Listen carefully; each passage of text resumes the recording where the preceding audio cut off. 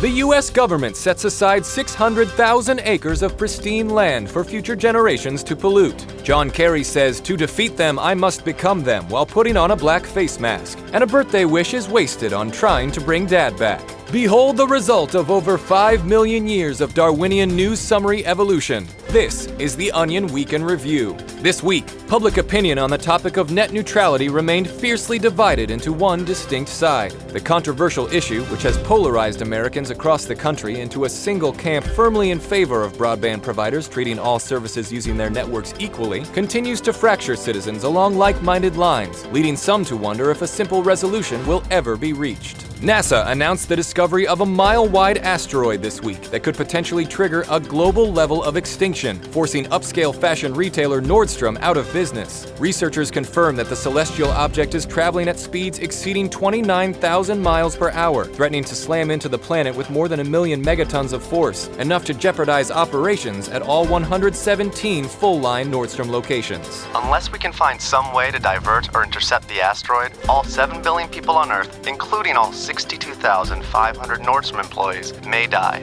Even if the asteroid breaks into smaller pieces upon entry into the atmosphere, a death toll as low as several hundred million could still slow foot traffic in stores and reduce online orders from Nordstrom's subsidiary Hot Look.